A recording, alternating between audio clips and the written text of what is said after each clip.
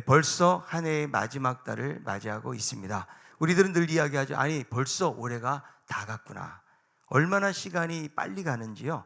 눈 깜짝할 사이에 시간이 흘러가고 있는 것 같습니다. 한 해의 첫 달에서 벌써 마지막 달을 맞이하면서 우리의 인생도 그렇게 빠르게 지나가고 있는 것입니다. 우리는 매년 마지막을 경험하면서 우리의 삶의 시간표도 점점 줄어들고 있음을 인식하게 됩니다.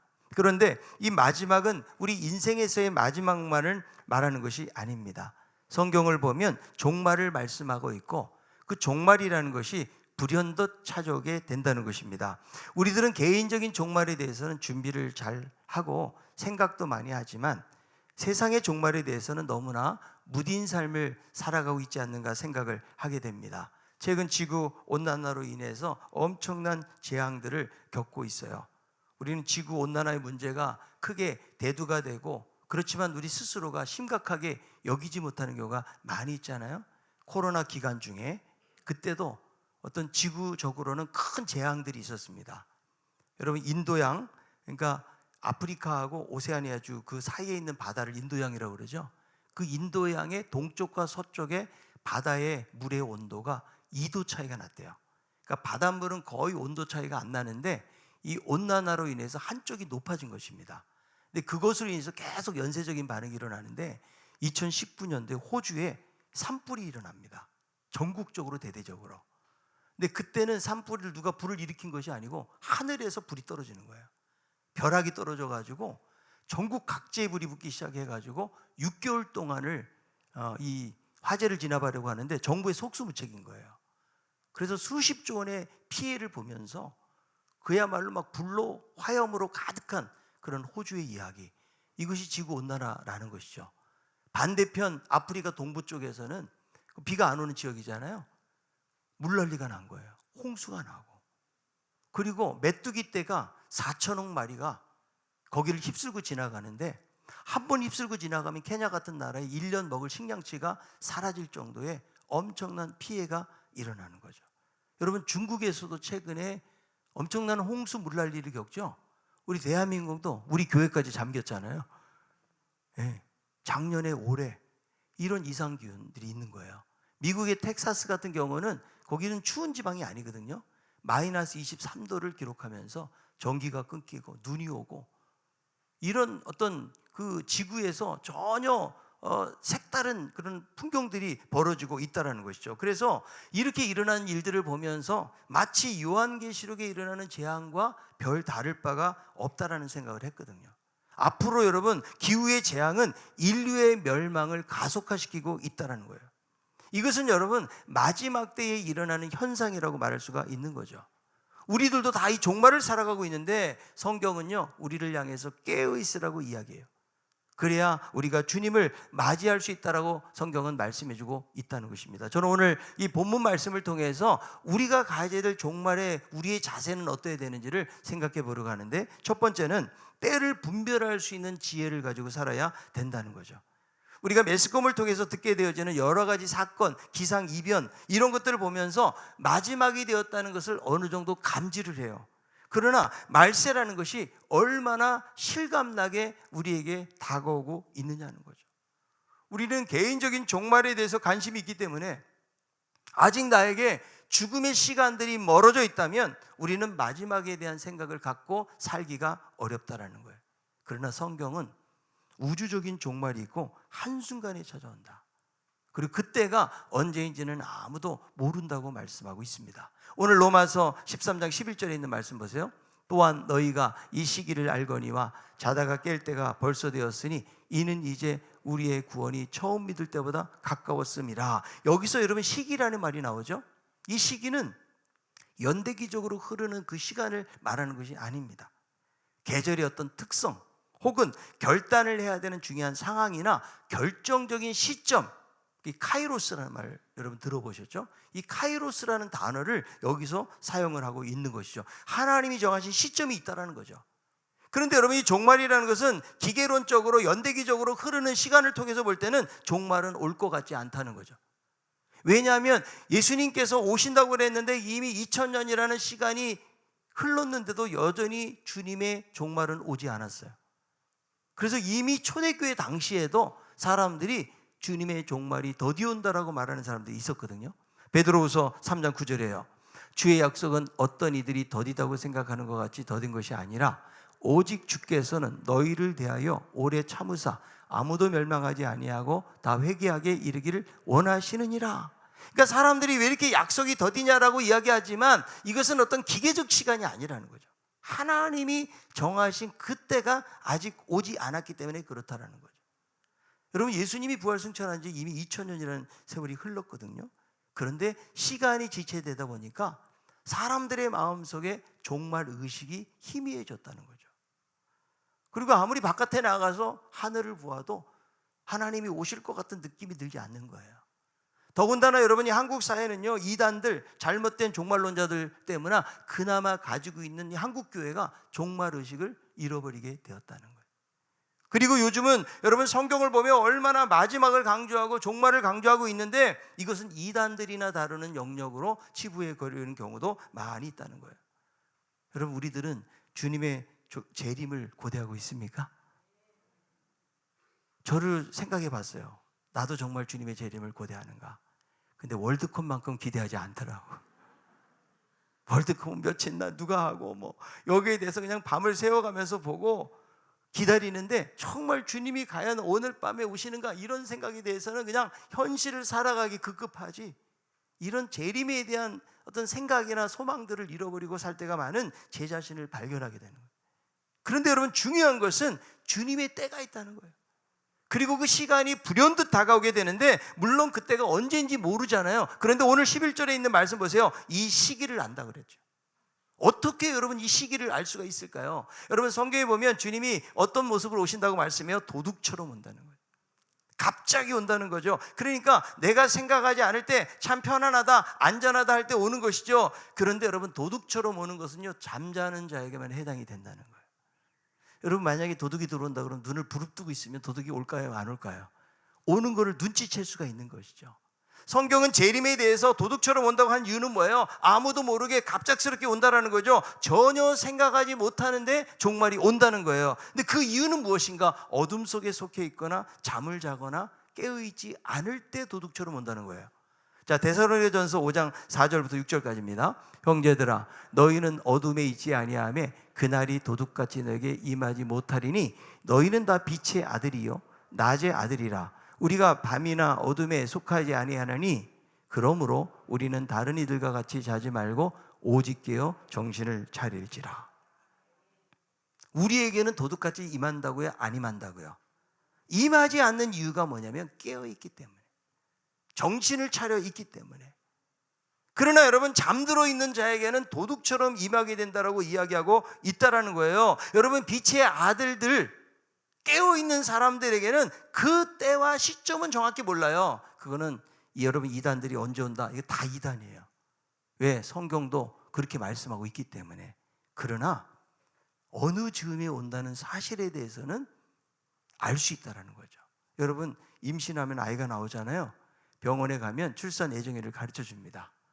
그래서 그때로, 그래서 언제 출산하십니까? 제가 물어보면 네, 제가 몇 날 며칠 날 출산합니다, 이렇게 대답하거든요.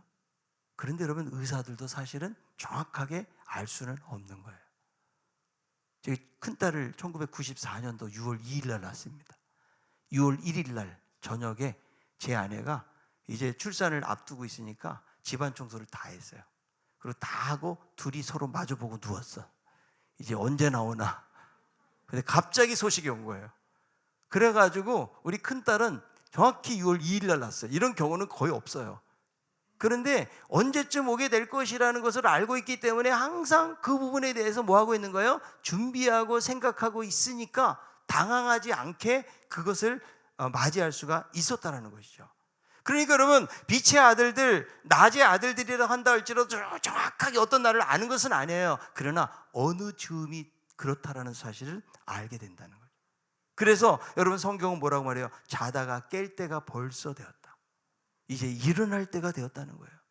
우리는 여러분, 이 때를 헤아릴 줄 아는 지혜를 가져야 돼요. 자, 시편 90편 12절에 이렇게 말씀하고 있죠. 우리에게 우리 날 계수함을 가르치사 지혜로운 마음을 얻게 하소서.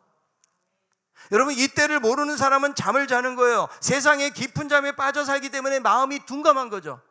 마지막에 일어나는 현상을 보고도 이것이 마지막 때 현상인 것을 깨닫지를 못하는 거예요. 여러분, 마지막을 준비하고 있는 사람하고 준비하지 못한 사람은요, 차원이 다른 거예요. 여러분, 학교에서 시험을 보는데 철저하게 준비한 사람은 어때요? 시험이 두렵지를 않아요. 공부 잘하는 사람들은 미리 공부를 다 해놔요. 그래서 시험 보게 되면 자신감이 생기는 거죠. 어떤 문제가 나와라, 내가 다 풀겠다, 이렇게 되는데, 벼락치기 한 사람은 자신감이 있을 수가 없어요.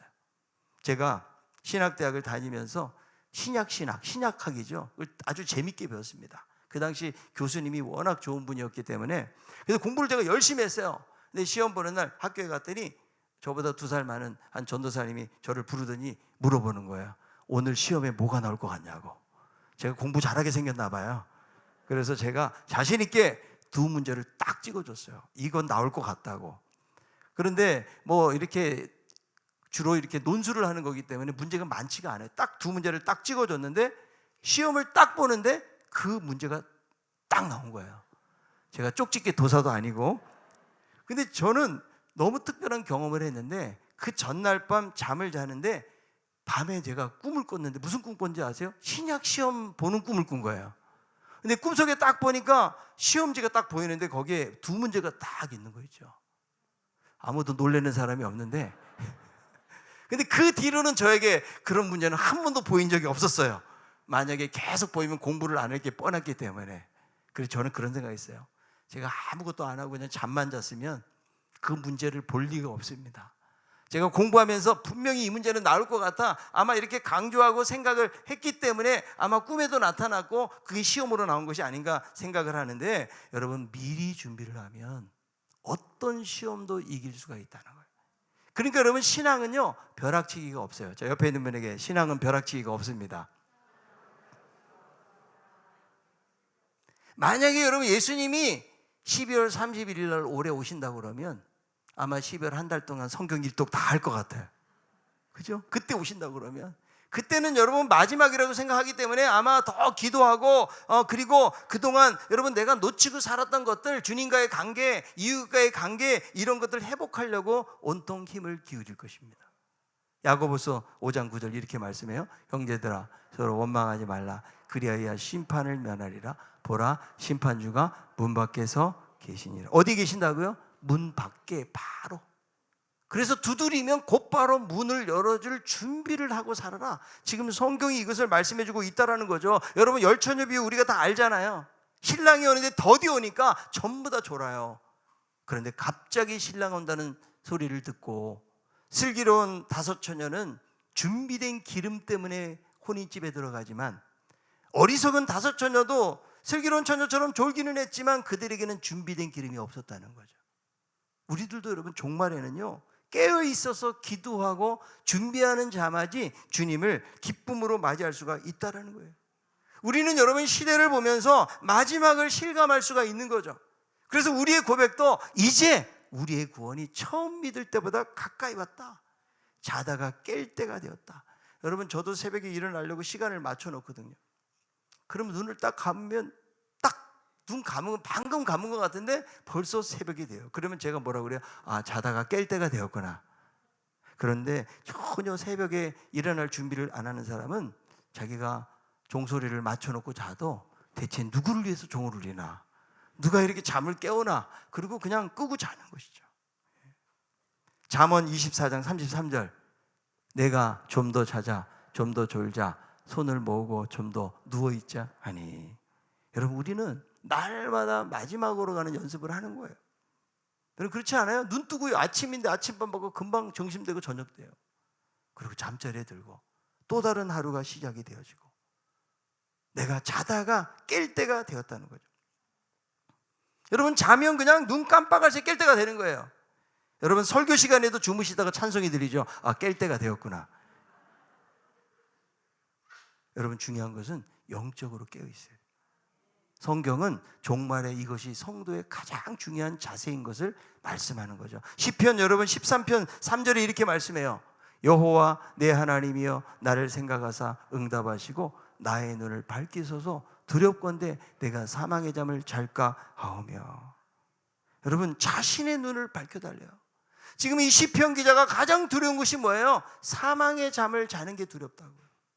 여러분, 우리는 살아가면서 무엇을 두려워하세요? 세상에 하는 일들이 잘 돼야겠죠. 그러나 시편 기자의 두려움은 그게 아니에요. 여러분, 우리가 영적으로 깨어있기만 하잖아요. 그럼 아무리 어려운 일을 만나도 극복이 가능해요. 믿음만 바로 가지고 있으면. 그런데 잠을 자고 있죠.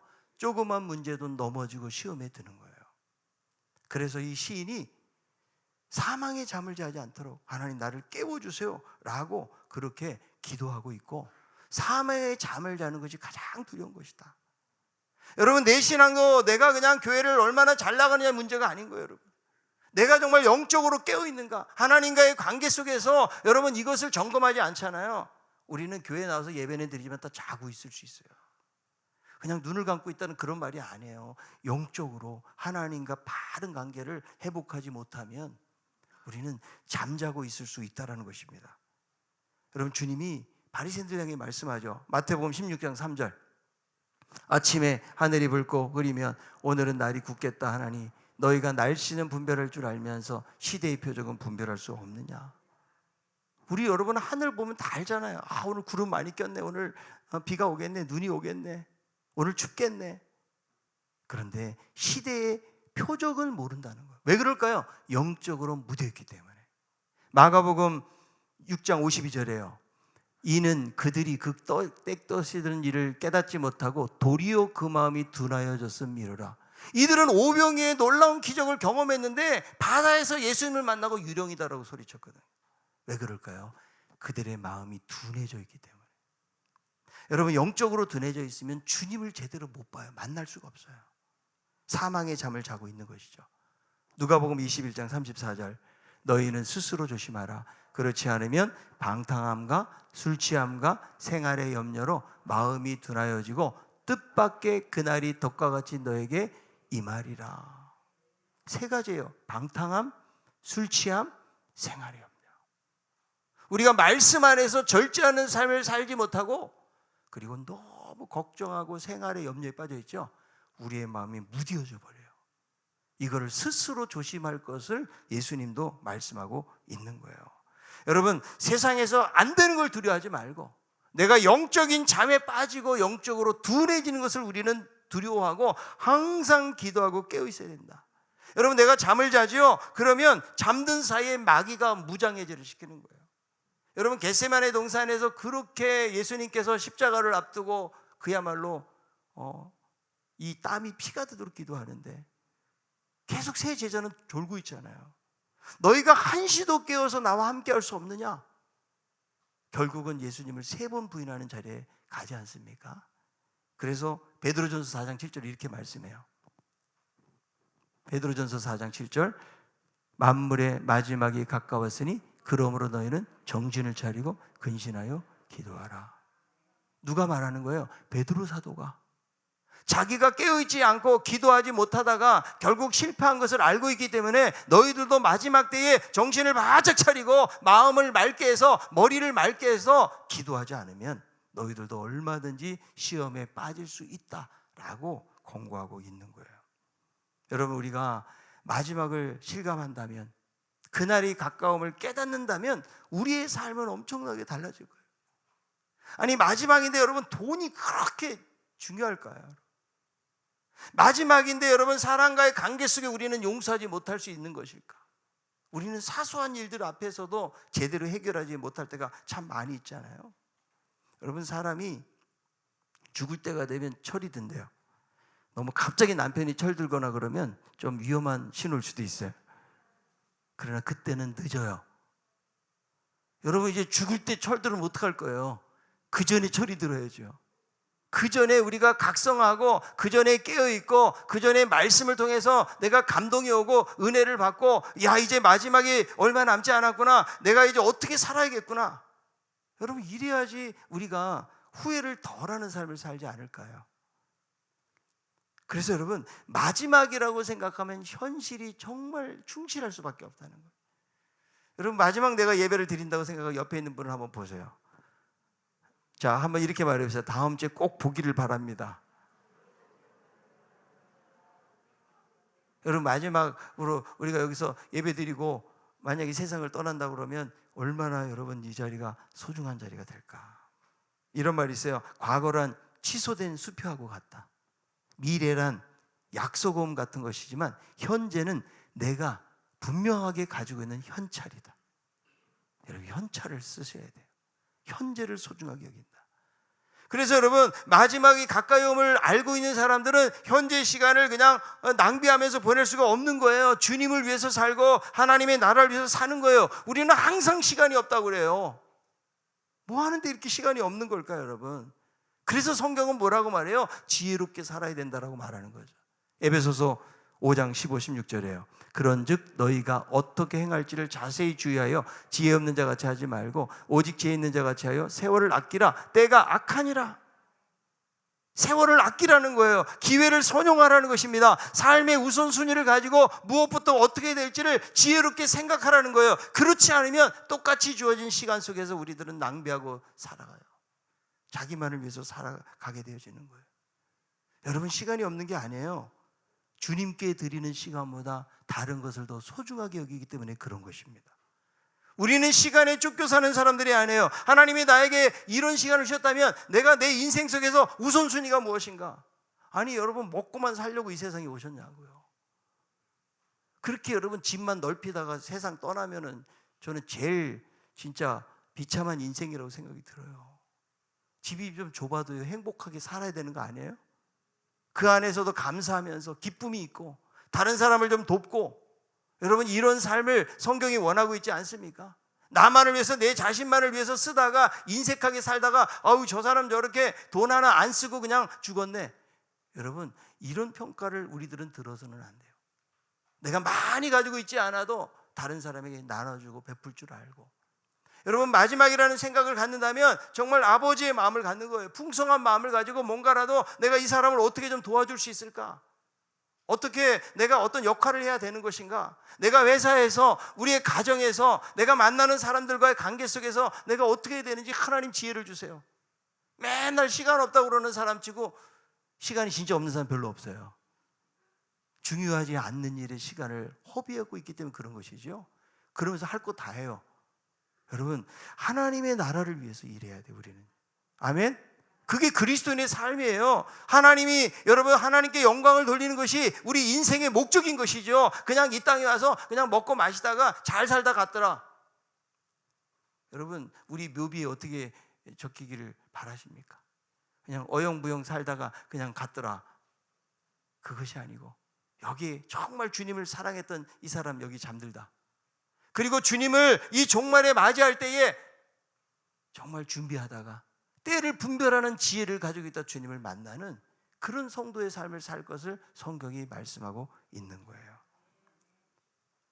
때를 분별하는 지혜를 가지고 살아가길 바랍니다. 그리고 두 번째는 어둠의 일을 벗고 빛의 자녀로 살라는 거죠. 때를 분별하여 지혜롭게 사는 사람은 어떤 삶을 살게 될까요? 로마서 13장 12절. 밤이 깊고 낮이 가까웠으니 그러므로 우리가 어둠의 일을 벗고 빛의 갑옷을 입자. 밤이 깊었다는 것은 이미 밤이 많이 진행이 됐다는 거예요. 많이 지나갔다는 거예요. 낮이 가까이 왔다는 것은 완료형을 쓰고 있거든요. 이미 다 왔다는 것이죠. 지금 현재는 밤이지만 거의 낮이 다 되었다.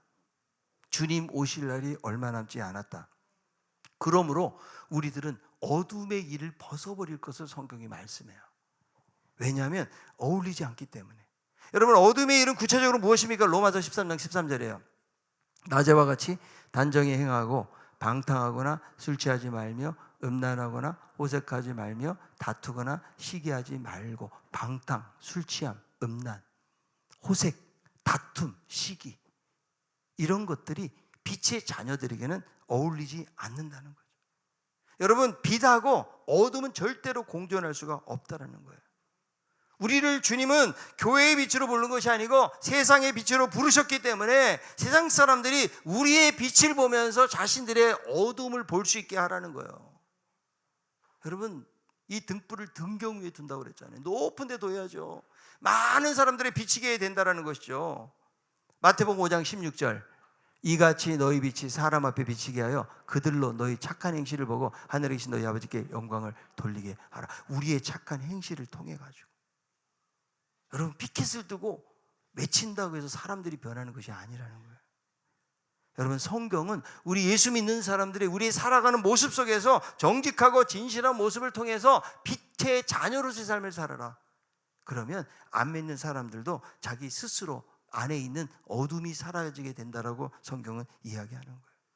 우리가 여러분 어둠의 일을 벗고 단정하게 행하는 것이 결코 쉬운 일이 아니에요. 왜 그럴까요?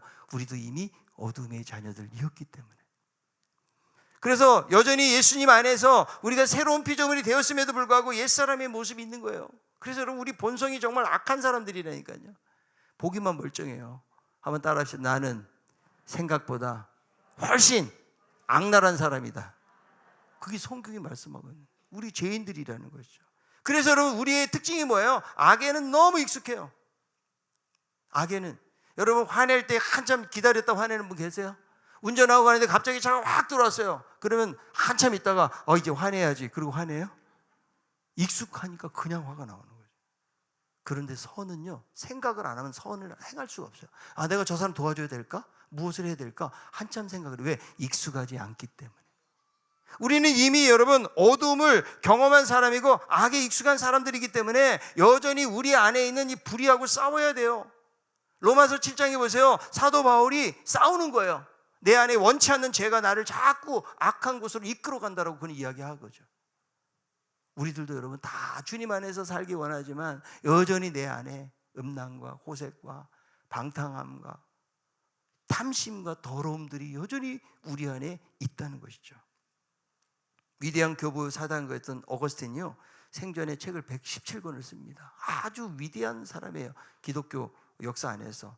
그런데 그 많은 책들 가운데 동서고금에 사람들의 마음을 울리고 가장 영향을 준 책 중에 하나가 고백록이라는 책이거든요. 이 사람이 신앙 없이 방탕하다가 결국 기독교 신앙을 갖게 된 그 참회의 과정들을 이 책에 의해서 쓰고 있는 것이죠. 이 어거스틴 젊은 시절에 방황을 많이 합니다. 17살의 나이의 정력에 눈이 멀어가지고 한 여인을 만나요. 그래서 13년 동안 동거를 하고 아들을 낳습니다. 그래서 어머니 모니카가 그 여인을 내보내고 다른 여자와 결혼시키는데, 그 결혼시킬 때도 2년간을 기다리지 못하고 또 다른 여자하고 행음을 하기도 해요. 그 어머니 모니카의 눈물의 기도는 계속되었고 결국은 돌아오게 되는데, 이 어거스틴이 어느 날 무화과 나무 밑에 쓰러져서 하나님을 만나게 되어지는데 그는 극적인 회심을 경험하게 돼요. 폭풍 같은 눈물과 회개가 터지는 거죠. 야, 내가 얼마나 비참한 존재고 내가 얼마나 악한 죄인이라는 사실을 그는 깨닫게 되는 거죠. 그때 바로 주님의 음성이 들립니다. 들고 읽어라, 들고 읽어라. 이 음성에 순종해서 그때 가지고 있는 성경을 딱 읽는데, 그때 읽은 성경이 바로 로마서 13장 13절 14절이에요. 읽어봅니다. 낮에와 같이 단정히 행하고 방탕하거나 술 취하지 말며 음란하거나 호색하지 말며 다투거나 시기하지 말고 오직 주 예수 그리스도를 옷 입고 정욕을 위하여 육신의 일을 도모하지 말라. 이 말씀이 이 사람의 영혼을 간통한 거예요. 그동안의 의심의 그림자가 사라져버리고 이 어거스틴은 이 말씀을 통해서 완전히 회심의 변화를 한 거죠. 말씀 앞에 부서진 거예요. 여러분, 오늘 이 말씀은 어거스틴만을 변화시킨 말씀이 아니고 하나님이 우리 한 사람 한 사람에게 말씀하고 있는 거예요. 어둠의 일을 벗어버리라. 그리고 빛의 갑옷을 입고 예수 그리스도를 옷 입고 이제는 믿음 안에서 살 것을 말씀해주고 있는 거예요. 여러분, 자다가 깰 때가 벌써 되었어. 일어나야 돼요. 우리의 구원이 처음 믿을 때보다 가까워진 거예요. 밤이 깊고 낮이 가까워진 것입니다. 이럴 때 여러분, 때를 분별하는 지혜를 가져야 돼요. 우리는 세상에서 돈을 어떻게 버는지에 대해서는 지혜를 가지려고 해요. 주식을 어떻게 투자하고 어디다 어떻게 투자하면 어떤 이익이 생겨나게 되어지고 내가 가지고 있는 돈을 어떻게 이렇게 잘 활용할까? 여러분, 이런 것들도 중요한 지식일 수 있지만 그러나 더 중요한 것은 무엇입니까? 때를 분별하는 지혜를 가지라는 거예요, 성경은. 그렇지 않으면 영적으로 무뎌져서 주님이 오심을 깨닫지 못하고 준비되지 못한 채로 주님을 맞이할 수가 있기 때문에 여러분, 어둠의 일을 벗어버리고 날마다 우리는 그리스도의 의의 옷을 입어야 돼요. 주님이 우리의 죄와 허물을 다 씻어주시고 감춰주신 거예요. 우리는 예수 그리스도의 은혜가 아니면 우리는 잘 살아갈 수가 없어요.